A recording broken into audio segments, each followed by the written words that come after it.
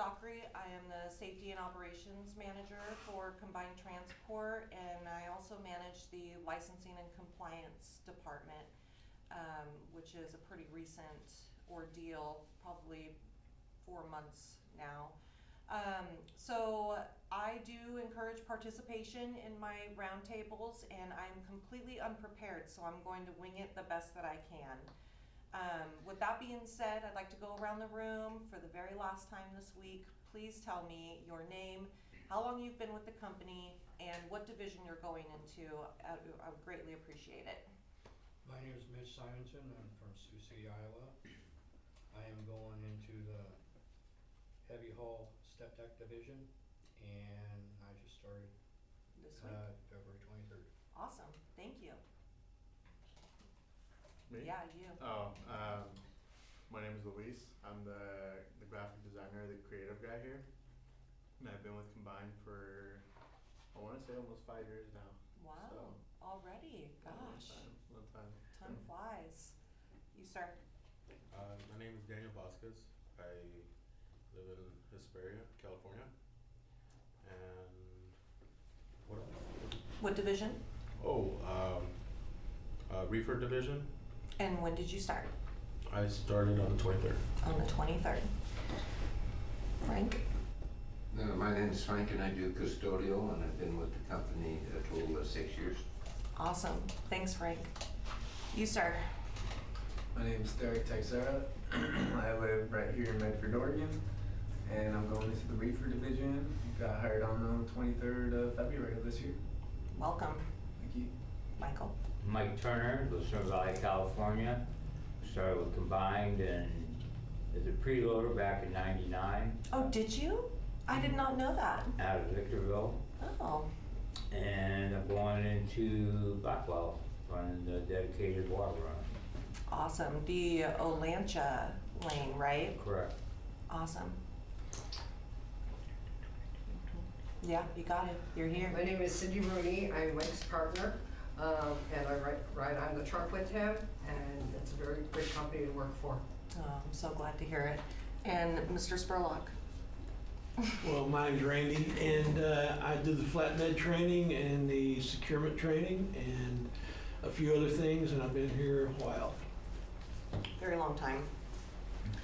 Okay, so a little bit about myself, just so you guys can get to know who I am. Let's see.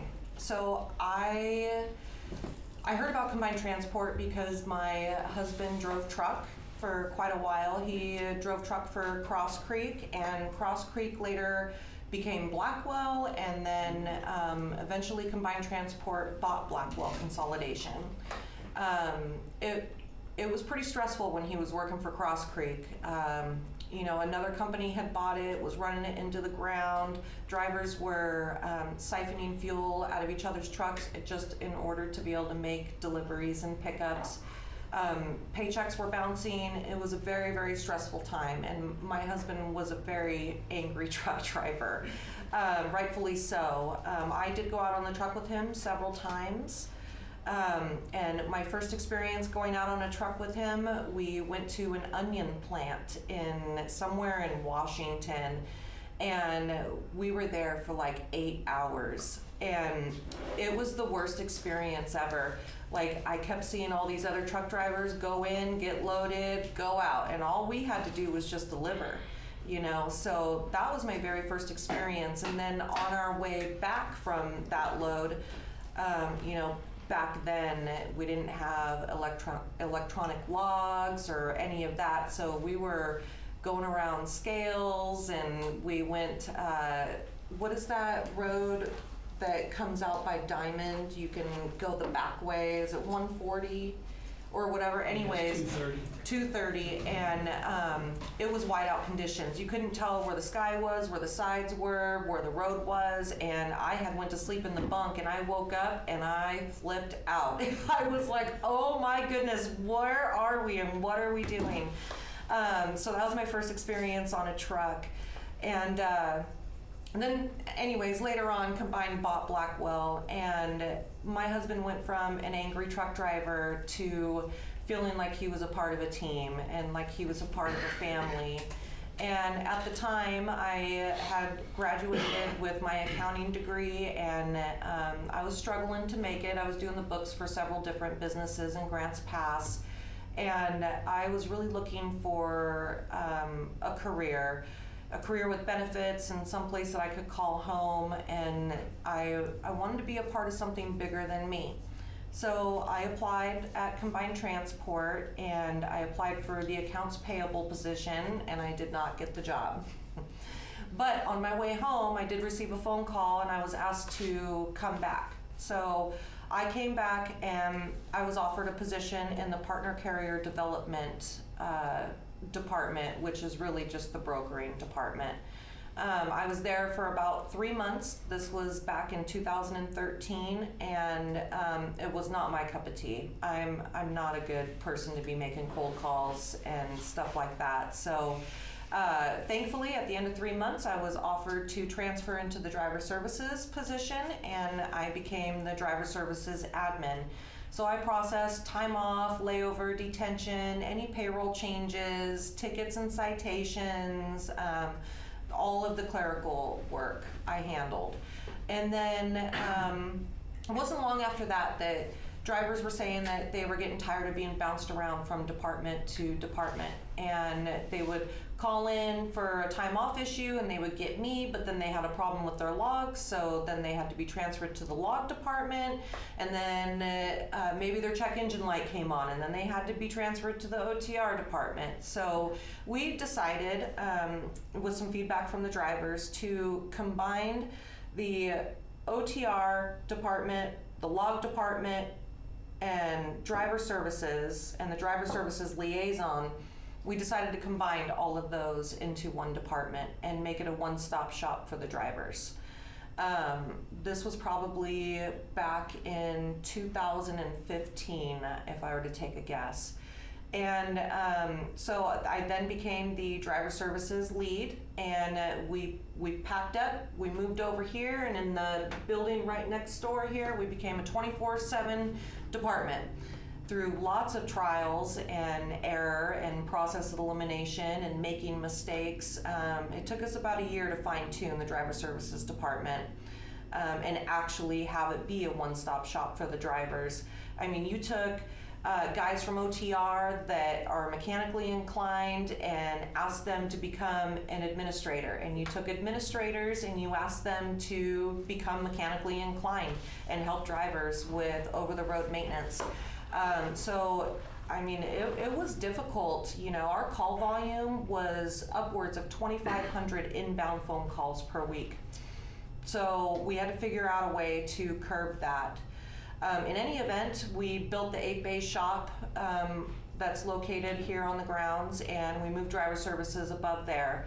And then I became the driver services manager, and I managed that for 4 or 5 years, something like that. And then about 2.5 years ago, I was promoted to the safety and operations position. So that's kind of my story about how I've grown up with Combined Transport. June, I'll be here 9 years, and I love it here. I don't ever want to go anywhere else. You know, I always wondered when I worked in the brokering division, you know, gosh, they have such a good culture. They have a good culture. But I didn't understand what the culture was, because all I did was deal with outside carriers. You know, little moms and pops that are, you know, some mom that's in her bunny slippers trying to get her husband a load. You know, that's who I dealt with. I had no idea what the trucking industry was about until I went into driver services. And then after being in driver services for a while, I realized what the culture is about. It's about being a part of something bigger than yourself. It's about teamwork. It's about making mistakes and learning from them and apologizing for them and moving on and being okay with making those mistakes. It's about treating others the way that you want to be treated, whether you work for the same company, whether you're a driver, whether you're a corporate employee, or whether you work for a different company, right? It's about taking pride in what you do.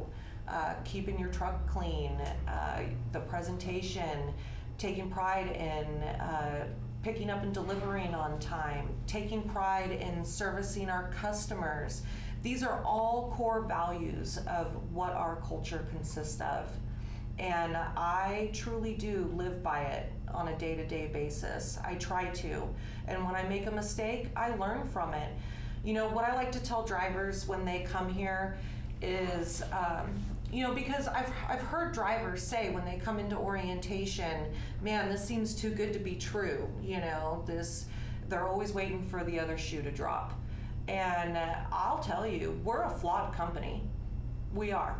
We're human, we make mistakes, but what I think sets us apart from other companies is that we'll own up to those mistakes and we'll learn from them and we will try really hard not to do it again, you know? And that's what we expect from the drivers too. We want you guys to make mistakes. We just want you to learn from them, you know? And then make a different mistake. Don't continue to make the same mistakes over and over again. That's when we have a problem, right? I try to put myself in your guys' shoes when I'm making decisions. I can relate to that by being a spouse of a driver. It is difficult to be a spouse of a driver. You guys sacrifice everything to be able to provide for your families. You know, it's a tough profession. It really is. You guys are out over the road. Even on dedicated, you're still not home all the time. You know, I mean, you have better home time, but it's not like an 8 to 5 job and then you go home and, you know, you get to eat dinner with the family every day. So I appreciate your sacrifice and I try to remember that in everything that I do when I'm working. I also, you know, try to take a daily inventory when my head hits the pillow. You know, is there anything I could have done differently today? How can I make sure that I avoid doing that again, you know? And that's what I hope for you guys. You know, if you're out there and you sleep through your alarm and you have a service failure, take an inventory later after, you know, after the dust settles. You call dispatch, you have the service failure, you get coached on making sure that we service the customers to the best of our ability. And then you try to make sure that that doesn't happen again, right? Accidents happen. We don't want you to have them, but they do happen. There are all kinds of variables out there. You know, the four-wheelers make it very difficult for you guys. You guys are heavily regulated. So you get sideswiped or somebody backs into you or you back into somebody else. Take that daily inventory. How can you do it differently next time, right? So there are very, very few accidents that are actually preventable. If you read the definition of preventable in FMCSA or Google it even, everything is preventable because we can always be more aware of our surroundings. We could have always left more following distance. We could have always gotten out and looked before we backed up, right? So take that daily inventory and figure out, what can I do better next time? That is all part of the culture here at Combined Transport and Blackwell Consolidation. You know, being one team, it's just really important. And the reason why I wanted to take the time to talk about this today is because I've had a rough week, you know, and I like talking about our culture. It helps me hit the refresh button and be able to wake up tomorrow and be like, you know what, I'm gonna rock it on Monday. And I hope that that's what you guys do when you guys are out there. A couple of housekeeping items just to switch gears a little bit. Licensing. The deadline to have licensing in your possession, physically in your possession, and the stickers on your tractor is March 1st, which is Tuesday.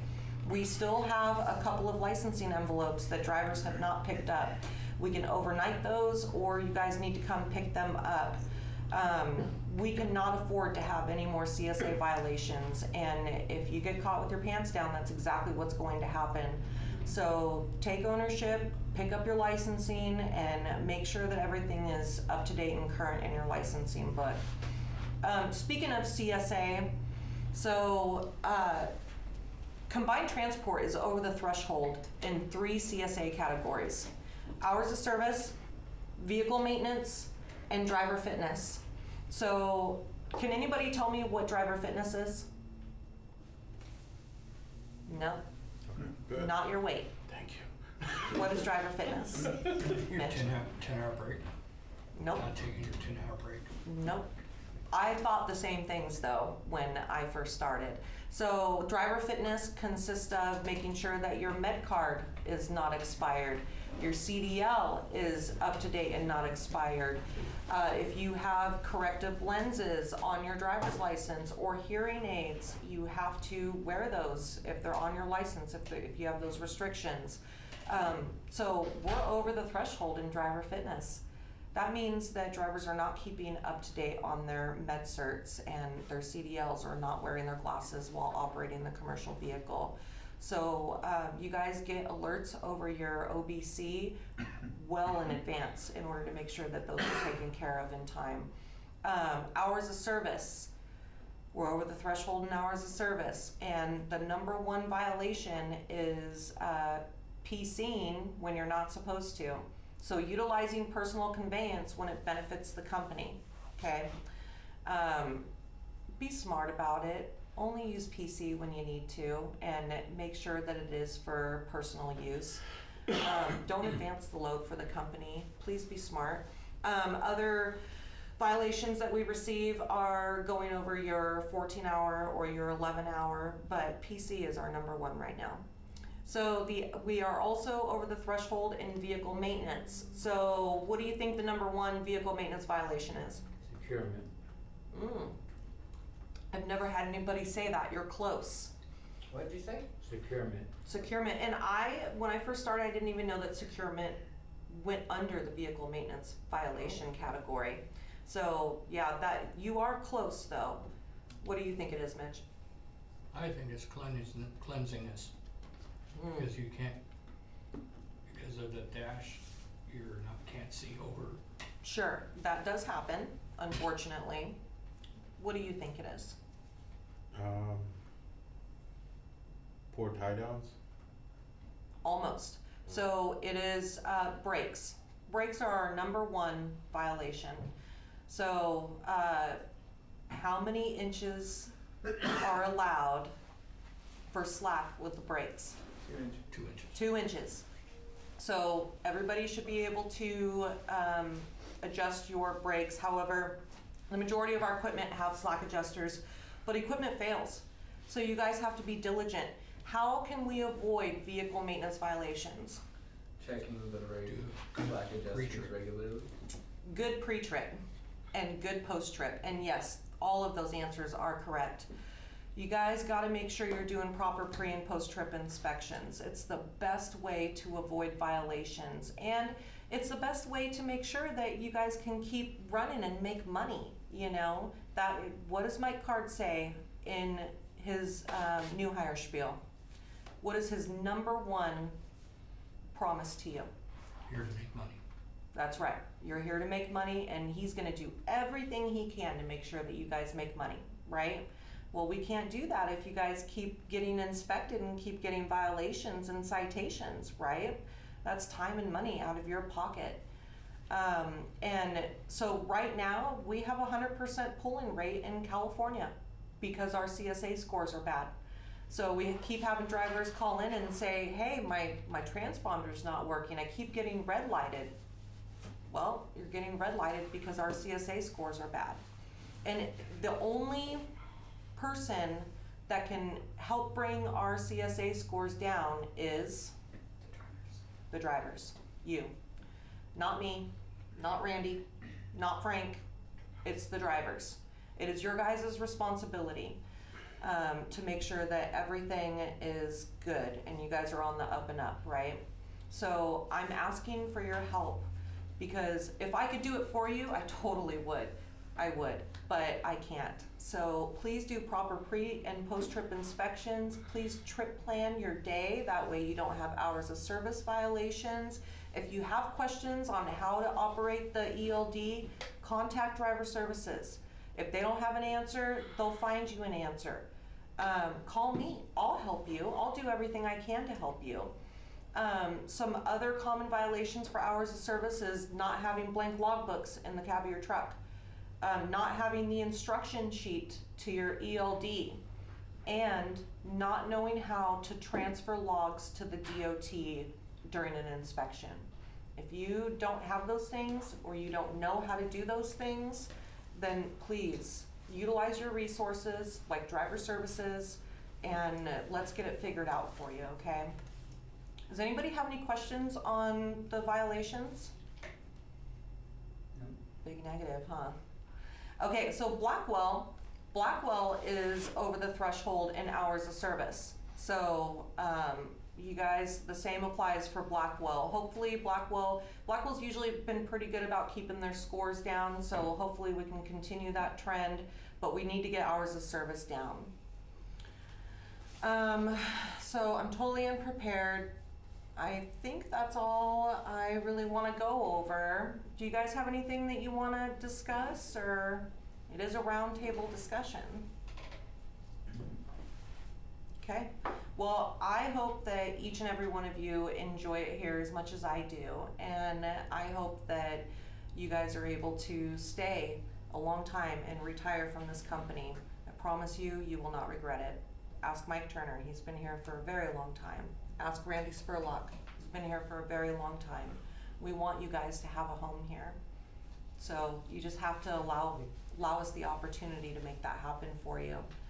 But you guys have to have ownership in it. You guys gotta have some skin in the game. So if you take pride in what you do, if you do everything to the best of your ability and with the right heart, you guys can have a home here for a very long time. Okay? Yes, Mitch. You know, I want to suggest this to the drivers here. This is not an individual race. We're a team. We're a family. We help each other out, no matter where we're at. We're family. The number you got on that card that has a picture up, you're not a number. We should know we're there to help each other out. And from upper management to all the way down to us peon drivers, we all help each other out, you know. You guys aren't peons. What? I wouldn't have a job if it wasn't for you guys. Doesn't work without the drivers. That's right. They're hard workers. That's right. You guys are the backbone of Team Combined, so I appreciate that. All right, I hope everybody has a wonderful weekend. Please be safe, and if anybody ever needs anything, please give me a call.